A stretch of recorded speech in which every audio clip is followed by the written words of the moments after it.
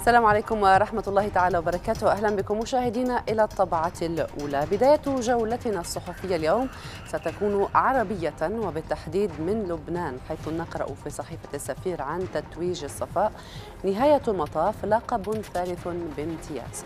وتتابع الصحيفة أن أمسية الفرح نزلت على الصفاويين ثلجا وبردا وستبقى في مخيلتهم إلى الأبد. وستعرف كرة القدم اللبنانية أنها أنصفتهم ومنحتهم اللقب بطل بامتياز يستحق هذه الوقفة التاريخية، وهذا اللقب لأنه سيد الكرة اللبنانية من دون منازع بحسب الصحيفة.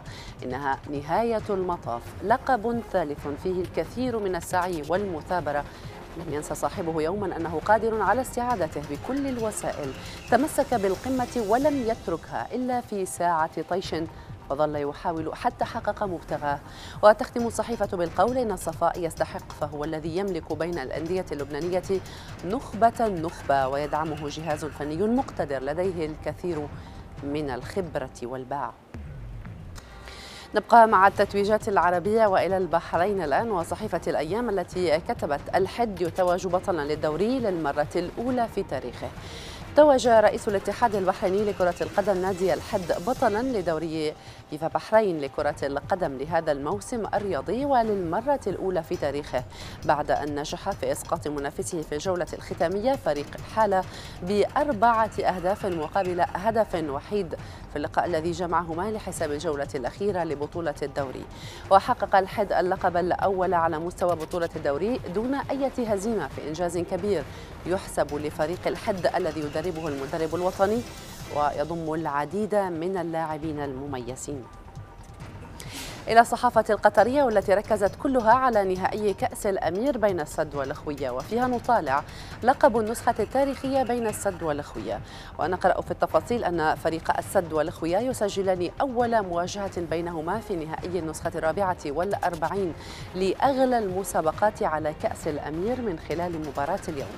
فإذا ما كانت هذه هي المرة 23 التي يتواجد فيها السد كطرف في النهائي، فإنها المرة الأولى التي يصل فيها الأخوية إلى مثل هذه المرحلة المتقدمة من عمر المسابقة، وبالتالي فإنه يبحث عن أول لقب له فيها ليضيفه إلى سلسلة ألقابه المهمة التي كان قد حققها في السابق.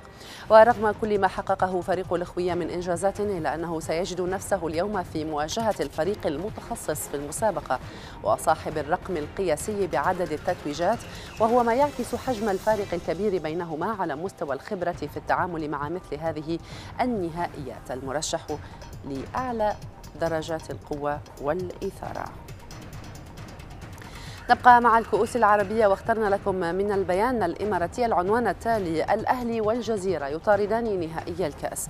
يلتقي فريق الأهلي والجزيرة في أولى مباريات المربع الذهبي لكأس رئيس الدولة لكرة القدم، ويطمح الأهلي إلى التأهل للمباراة النهائية للمرة الرابعة على التوالي في خطوة لتحقيق ثنائية في الموسم الجاري وتحقيق رقم قياسي في الكأس الغالية، حيث يتساوى حاليا مع الشارقة في عدد ألقاب البطولة. وفي المقابل يأمل الجزيرة في الفوز من أجل الوصول إلى النهائي والمنافسة على نيل الكأس الغالية وتعويض جماهيره عن تراجعه في الدوري واستعادة ثقتها. ويلتقي غدا العين مع بني ياس في نفس المرحلة من الكأس.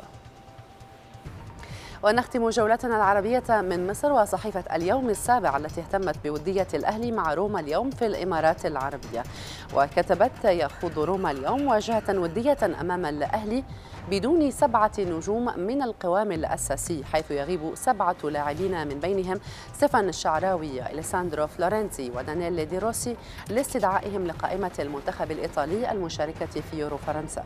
كما يغيب المدافع الألماني أنطونيو روديغر لارتباطه بمعسكر منتخب بلاده، ويغيب في ذات الوقت الحارس البولندي تشيزني بعد انضمامه للمنتخب. كما يفقد الفريق الأحمر جهود نجمه رمضان صبحي بسبب انضمامه لصفوف منتخب الشباب استعدادا لمباراة رواندا في تصفيات أفريقيا. كما يغيب لاعب الوسط أحمد حمدي لنفس السبب، بجانب الظهير الأيسر حسين السيد لاستمرار وضعيته مع التجنيد. ننتقل وإياكم مشاهدينا الكرام إلى صحافة العالمية وإلى صحيفة USA Today الأمريكية التي اهتمت بالانتصار الثاني لكليفلاند كافاليرز على تورونتو رابترز ضمن سلسلة نهائي المنطقة الشرقية لدوري السلة الأمريكي للمحترفين NBA. وأشادت الصحيفة بدور ليبرون جيمس الذي قاد فريقه لانتصار ثان بتسجيله 23 نقطة و11 متابعة وتمريرة حاسمة، ومكن فريقه من أن يصبح رابع فريق يحقق 10 انتصارات متتالية في الأدوار الإقصائية بعد لوس أنجلوس ليكرز عامي 89 و2001 في مباراة حقق فيها ليبرون جيمس الثلاثية المزدوجة تريبل دبل للمرة ال15 في الأدوار الإقصائية ليتجاوز الأسطورة شاكيل أونيل ويصبح رابعا في قائمة أفضل مسجلي النقاط في البلاي أوفز في تاريخ الNBA. نيمار يلعب لبرشلونة ويستمع لعرض ريال مدريد هو العنوان الذي نقرأه في صحيفة آس الإسبانية. وتضيف آس أن نيمار يلعب مع برشلونة لكنه يتابع باهتمام العروض التي تقترح عليه من أندية أخرى في مقدمتها عرض ريال مدريد. وإن كانت التقارير تشير إلى توصل بلاوغرانا والنجم البرازيلي لاتفاق بشأن التجديد الذي قد يتم الإعلان عنه بعد نهائي كأس الملك والتوقيع عليه بعد أولمبياد ريو دي جانيرو. ومع ذلك نيمار يدرس العروض المقدمة إليه بجدية تحسبا لأي فشل في المفاوضات مع العملاق الكتالوني. عندها سيكون جاهزا للتوقيع مع النادي الذي يلبي طلباته ويقترح عليه العرض الأفضل. إلى ديلي ميل الإنجليزية التي تكشف عن خطط تشيلسي لاستعادة هيبته ومكانته الموسم المقبل في البريمير ليج بقيادة المدرب الإيطالي أنطونيو كونتي. وتقول الصحيفة إن البلوز يفكر من الآن في الموسم المقبل من خلال تعزيز صفوفه بلاعبين جدد تحسبا لمنافسة قوية من عدة فرق محلية.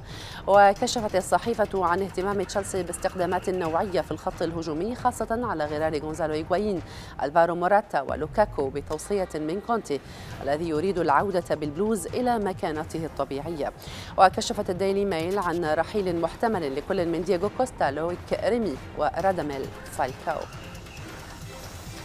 الإكيب الفرنسية اهتمت بالمواجهة الأخيرة بين زلاتان إبراهيموفيتش وستيف مانداندا غدا السبت في نهائي كأس فرنسا بعد إعلان إبرا الرحيل عن PSG وتصريح مانداندا عن رغبته في ترك فريق الجنوب والدخول في مغامرة جديدة.